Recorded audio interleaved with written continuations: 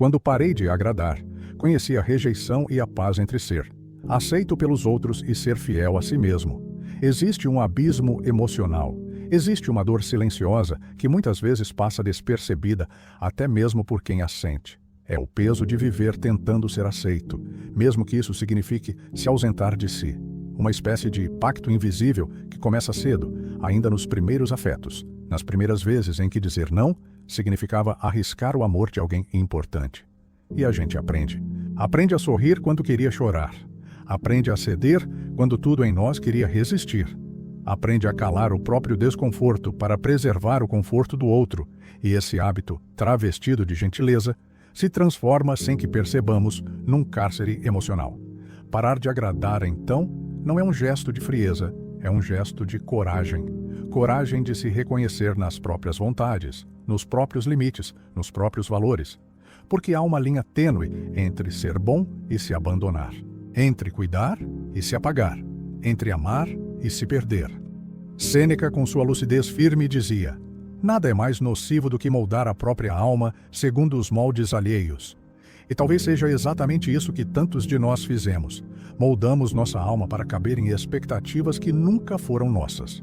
Epicteto completa essa travessia com clareza.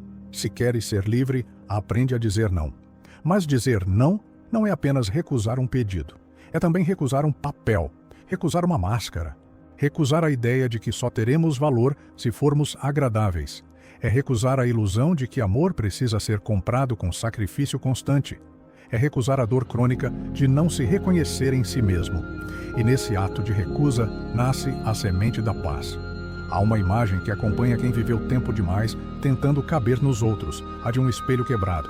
Porque quanto mais você tenta agradar, mais se olha nos olhos do outro, esperando descobrir quem é. Mas o reflexo vem distorcido, e você se fragmenta tentando se ajustar. O dia em que abandona esse espelho, esse reflexo alheio, é o dia em que começa a se voltar para dentro. E nesse silêncio, nessa solitude, começa um novo tipo de encontro. Um encontro com quem você era antes de pedir permissão para existir. Um encontro com o que há de mais seu. E é ali, exatamente ali, que a paz começa. Não a paz que vem do mundo externo, mas aquela que nasce do fim da guerra contra a sua própria verdade. O pacto silencioso de quem nunca diz não. Há uma solidão específica que habita os que vivem dizendo sim. Não é a solidão da falta de companhia, mas a solidão de nunca serem realmente vistos, porque aos poucos, quem diz sim para tudo, vai desaparecendo em meio aos desejos dos outros. Vai se apagando para brilhar, só o que o outro deseja ver. Vai se moldando, se encaixando, se distorcendo. E mesmo quando há presença ao redor, o vazio permanece. Porque não há vínculo real, onde não há autenticidade. Não há troca verdadeira, onde não há limite. Não há amor que baste quando ele custa a própria essência. O hábito de agradar é um vício emocional. E como todo vício, ele nasce de uma dor. Uma dor antiga, muitas vezes invisível, que sussurra dentro de nós que se não formos agradáveis o suficiente, seremos deixados. Que se dissermos não, seremos trocados. Que se colocarmos limites, seremos vistos como difíceis, frios, egoístas. E então, em nome do amor, sacrificamos a inteireza. Em nome da aceitação, renegamos a verdade. Em nome da paz, criamos guerras internas que nos adoecem. Até que um dia, mesmo sem palavras, o corpo começa a gritar. O estoico, porém, observa. Não se engana com a falsa harmonia que vem do agrado compulsivo. Ele entende que agradar a todos é uma rota segura para se tornar ninguém, nem para os outros, nem para si. Porque quando se vive para ser aceito, a identidade vira performance. E a performance é exaustiva, frágil, passageira.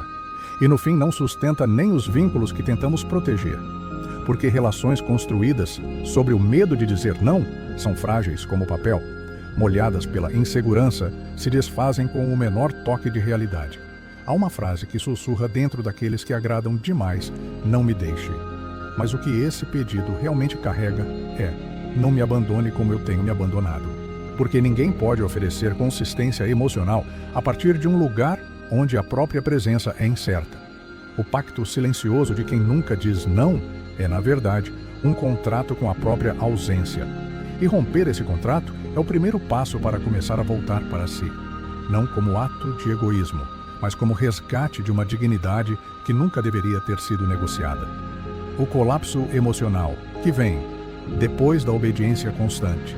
No início, parece apenas cansaço, uma fadiga vaga que se arrasta pelo corpo e pelo pensamento. Mas aos poucos, esse cansaço vai se transformando em outra coisa, em irritação sem motivo, em apatia disfarçada de calma, em um desejo silencioso de desaparecer, não porque se quer o fim, mas porque tudo parece exigir demais. E a alma, tão doada, tão manipulada para agradar, começa a implodir. O corpo sente, o coração sente, e a vida vira uma sequência de entregas feitas com esforço, não com presença. Obedecer o tempo todo, viver em função da vontade do outro, sorrir quando se quer chorar, aceitar quando se quer fugir, tudo isso tem um preço alto, porque por trás de toda a obediência constante, há um sistema emocional adoecido. Há uma criança ferida tentando garantir amor. Há um adulto exausto tentando parecer forte. Há um ser humano se desmanchando lentamente para sustentar o que nunca deveria ser obrigação: ser amável o tempo todo. A alma começa a gritar no corpo. E é por isso que os sintomas aparecem. Dores que ninguém explica, desânimos que ninguém entende, um vazio que nenhuma distração preenche. O estoico, no entanto, não busca anestesia. Ele busca lucidez. E Marco Aurélio nos lembra disso com ternura firme. Ame a si mesmo o bastante para não se tornar escravo dos outros, porque a verdadeira escravidão raramente tem correntes visíveis. Ela vive nas concessões pequenas, nos silêncios obrigatórios, nos gestos que traem a própria vontade em nome de uma paz falsa. Quando você passa tempo demais dizendo sim para manter vínculos, esses vínculos deixam de ser afeto e viram algema. E o amor que deveria ser casa, vira cobrança. E a gentileza que deveria ser gesto, vira prisão. E a presença que deveria ser escolha, vira obrigação. E a vida começa a doer. Mas ninguém vê, porque por fora está tudo no lugar. Porque por fora você continua sorrindo. Mas por dentro, cada gesto forçado vai construindo um abismo. Até que um dia não há mais como sustentar e tudo cai. A paz não está em agradar a todos, está em não se perder tentando agradar a um só. E esse muitas vezes, somos nós mesmos, no espelho da infância, ainda implorando por aprovação. Quando se reconhece isso, algo muda. Não de forma barulhenta, mas de forma definitiva, porque o colapso que antes era fim, agora vira começo. Começo de um amor que não exige obediência. Começo de um amor que começa enfim por dentro. Quando dizem que você mudou, é porque parou de aceitar migalhas. Há um momento, quase sempre silencioso, em que algo dentro de você diz basta. Não em voz alta, não em tom de revolta, mas com a firmeza tranquila de quem finalmente entende que merece mais. E é aí que tudo começa a mudar. Mas essa mudança, embora seja sua, não passa despercebida. Os que estavam acostumados com sua entrega constante começam a estranhar. O que antes era obediência, agora é limite. O que antes era concessão, agora é escolha. O que antes era presença automática, agora é ausência seletiva. E então vem a acusação velada. Você mudou. Mas mudar, nesse caso, não é desvio, é retorno. Retorno a uma dignidade que estava adormecida. Retorno à consciência de que migalhas emocionais não alimentam ninguém por muito tempo. Retorno ao entendimento de que estar com o outro não pode significar estar longe de si. E a reação alheia, muitas vezes, não é sobre sua mudaniwaia, sobre a perda da vantagem. Porque pessoas que não sentem falta de Vulcan, sentem falta do que Vulcan fazia por elas. Sentem falta do seu silêncio conveniente, da sua disponibilidade sem medida, da sua ausência de fronteiras. Quando você decide não aceitar mais migalhas, é comum que muitos se afastem. Mas esse afastamento não é perda, é clareza. Sêneca dizia: não devemos viver para sermos elogiados, mas para não termos vergonha de nós mesmos. E há algo profundamente libertador em olhar para trás e perceber que você não se traiu mais, que ainda que tenha sido mal interpretado, você se escolheu, que ainda que tenha sido acusado de egoísmo, você apenas se protegeu, que ainda que tenha sido rejeitado, você finalmente se respeitou. O processo não é fácil, porque há laços que pareciam amor, mas eram dependência. Há afetos que pareciam cuidado, mas eram controle. Há promessas que pareciam verdade, mas eram conveniência. E ver tudo isso com os olhos limpos dói. Mas é essa dor que limpa, que purifica, que reorganiza. Porque, no fundo, A maior mudança não é no que você faz, é no que você aceita. E quando você para de aceitar pouco, o universo interno se reorganiza. Não há garantias de que o outro vai ficar, mas a certeza de que, finalmente, você não vai mais se abandonar. E isso por si só já é uma paz imensa. A dor da rejeição e o alívio de finalmente caber em si. No começo parece que algo está sendo arrancado. A dor da rejeição não é só a ausência do outro. É a ausência de quem você costumava ser quando se moldava para caber. E esse vazio assusta, porque nos acostumamos a acreditar que para sermos amados, precisamos ser agradáveis, previsíveis, úteis. Nos acostumamos a pedir permissão para existir, tentando merecer afeto como se fosse um prêmio para os bem-comportados. Quando isso se desfaz, vem o silêncio. Um silêncio que parece castigo, mas, com o tempo, esse mesmo silêncio se revela outra coisa. Espaço. Espaço para respirar, espaço para pensar, espaço para existir sem esforço. A rejeição, que antes doía como um fim, agora se transforma em começo. Porque quando você deixa de tentar caber nos outros, começa a caber em si. Isso é novo. E isso assusta, mas também é verdade. E a verdade, mesmo desconfortável, sempre liberta. A alma que vivia apertada agora encontra alívio. Alívio de não precisar mais negociar sua presença. Alívio de não ter que calcular cada gesto para não incomodar. Alívio de finalmente poder ser inteiro, mesmo que só. A filosofia estoica, nesse momento, não consola com frases prontas. Ela convida à presença, à observação, à consciência. Marco Aurélio, que também enfrentou os seus próprios abismos, dizia: ame a si mesmo o bastante para não se tornar escravo dos outros. E nesse amor silencioso, que se reconstrói depois da rejeição, algo profundo começa a emergir. Um respeito por si mesmo que não depende mais da aceitação alheia. Um amor que não grita, mas sustenta.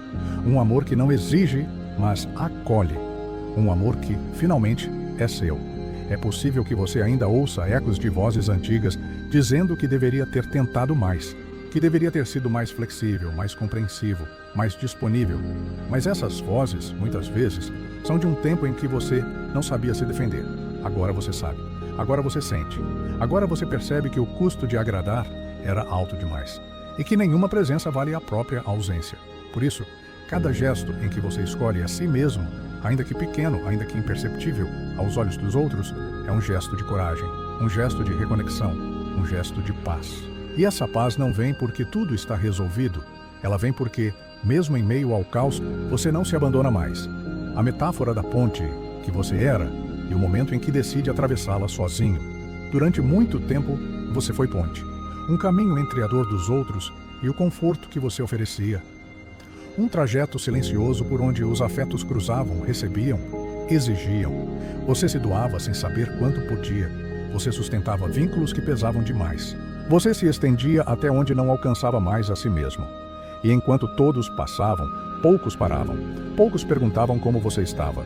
Poucos voltavam. Até que um dia, cansado de ser passagem, você percebe que é tempo de atravessar. Não para alguém, mas por si.